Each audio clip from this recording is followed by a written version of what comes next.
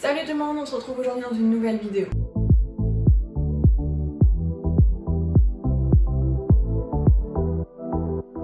Aujourd'hui, on se retrouve une nouvelle fois dans une vidéo pour la pleine lune et cette fois-ci, on va parler pour la pleine lune du mois de mars.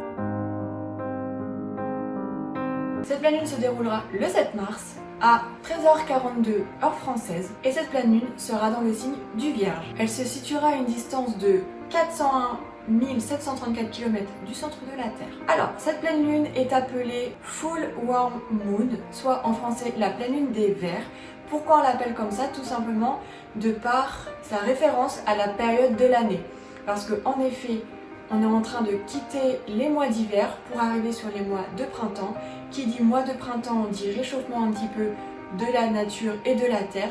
Et quand la Terre redevient un peu plus chaude, les vers de terre remontent à la surface. Voilà pourquoi on l'appelle la lune des Vers. À savoir que cette pleine lune est également appelée la lune de Carême parce que c'est la dernière pleine lune de l'hiver. Cette pleine lune-ci va se produire à peu près au même moment où la planète Saturne va quitter le signe du Verseau et entrer dans le signe du Poisson. Donc cette pleine lune va être particulièrement favorable aux natifs des Taureaux, Cancer, Vierge, Scorpion, Capricorne et Poisson. Cette lune a un œil de lynx. Elle voit tout ce qui fonctionne et tout ce qui fonctionne pas. Elle va être méticuleuse et sans concession. Il va être inutile de continuer à vous raconter des histoires car la pleine lune en signe de la Vierge connaît parfaitement la vérité. Votre mission à vous pendant cette période de pleine lune, ça va être de mettre un terme à tout ce qui vous encombre. Prenez donc du recul et achevez tout ce que vous mettez sans cesse au lendemain. Une fois que vous aurez mis de l'ordre dans tout ce qui est passé, avec bien entendu objectivité, la pleine lune en Vierge va vous montrer le chemin de l'émancipation. Elle va vous apporter la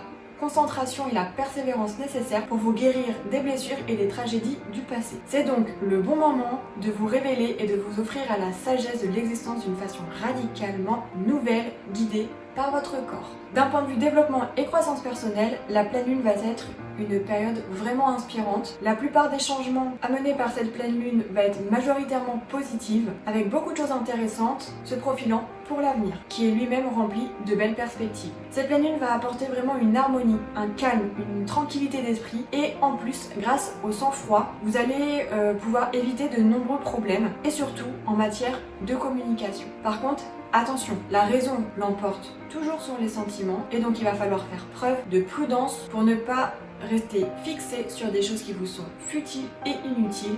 Il faudra donc prendre des décisions en maintenant le cap qui avait été élaboré auparavant.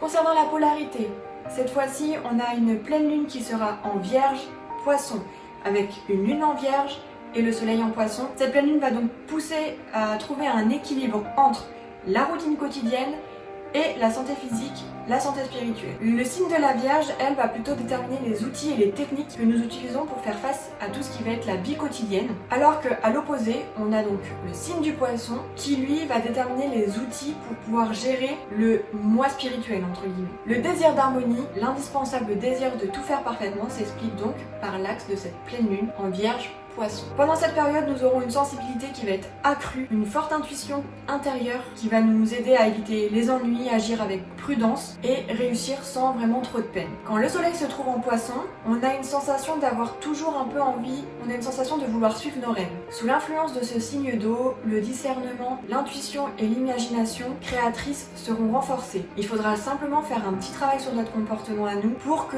toutes les portes puissent s'ouvrir à nous. Il faudra donc pas se décourager pendant cette période de pleine lune. C'est une bonne période, on a toutes les clés en main, il faudra simplement saisir les opportunités quand elles s'offriront à nous. Du coup, les effets sur les signes astrologiques. On commence par les signes d'eau.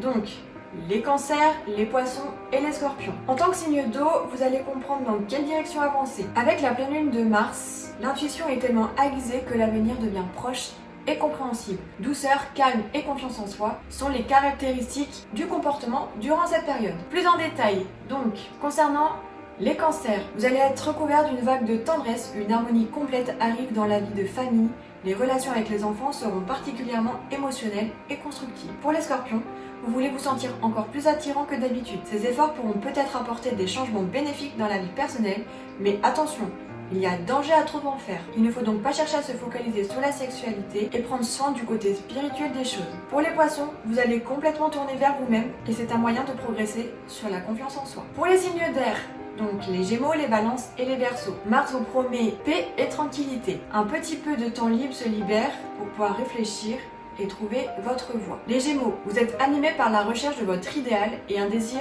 d'atteindre de nouveaux sommets, jusque-là encore inconnus. Vous êtes principalement centré sur des questions d'ordre personnel, la réussite financière et professionnelle est toujours importante pour vous, mais la question familiale resteront quand même en centre du débat. Pour les balances, vous allez vous concentrer sur des détails agréables, à des amis parfaits et remettre en ordre parfait dans vos affaires. Les verseaux, vous allez apprécier les choses ordinaires de cette pleine lune. Tout va se faire dans la joie, que ce soit le ménage, la rénovation, des dossiers urgents au travail, une attitude positive qui vous permet de réaliser encore plus tout ce que vous avez prévu. Les signes de terre, taureau, vierge et capricorne.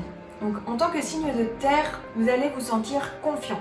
Émotionnellement, vous serez stable, tout ce qui va se passer sera positif. Vous allez rapidement passer à quelque chose de très agréable. Pour les taureaux, vous devez vous détacher un peu de votre travail pour laisser place au romantisme. Avec cette attitude, une nouvelle rencontre déterminante peut se faire voir. Pour les vierges, vous devez profiter de cette pleine lune pour vous détendre et prendre soin de vous. Pour les scorpions, vous allez être plus ouvert et sociable que d'habitude, il va y avoir des conséquences et des résultats inattendus. Et enfin, les signes de feu, donc les lions, les sagittaires et les béliers. Pour les signes de feu, ce sera une période plutôt favorable. Il est préférable de reporter la résolution des problèmes de travail, bien que vous puissiez négocier et conclure des accords en toute sécurité. La seule chose, c'est d'être prudent et de se comporter le plus discrètement possible. Pour les béliers, vous vous concentrez sur votre carrière et ça paye. Ce qui était prévu devrait se réaliser sans trop de problèmes. Mais il faudra bien entendu fournir le travail qui correspond et donc veillez à ne pas trop tirer sur la corde du point de vue de la santé. Pour les lions, vous voulez absolument tester votre charme. Tout orbite autour de l'amour en cette période de pleine lune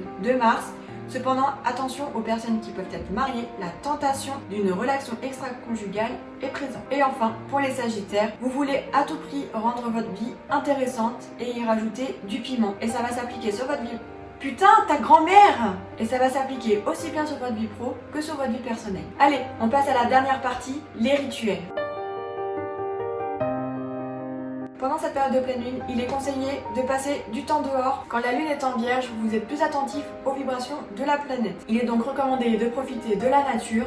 Donc, allez vous balader, marchez pieds nus dans l'herbe, profitez de la nature pour vous recentrer. Deuxième conseil, rangez votre espace de travail. Est-ce que vous êtes satisfait de cet espace? Si ce n'est pas vraiment le cas, rangez-la de manière à ce que les énergies puissent mieux circuler. Et enfin, 4 petites astuces avant de passer aux questions de rétrospection. Donc, première astuce, pour pouvoir profiter pleinement de cette pleine lune en vierge, faire une liste de courses.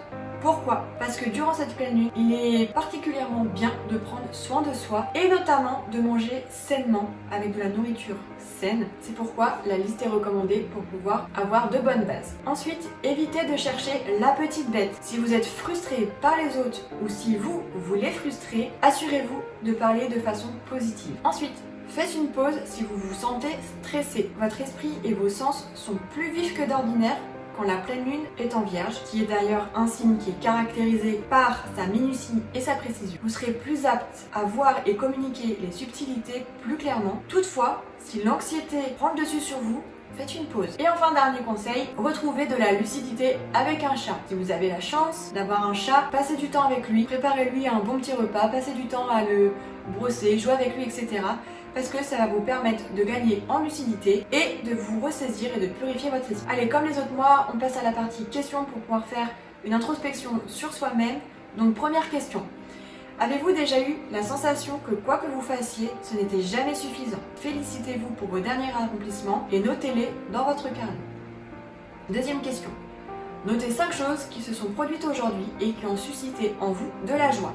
Pensez à des petits riens, comme une conversation, un coucher de soleil pétillant, un moment avec votre animal de compagnie.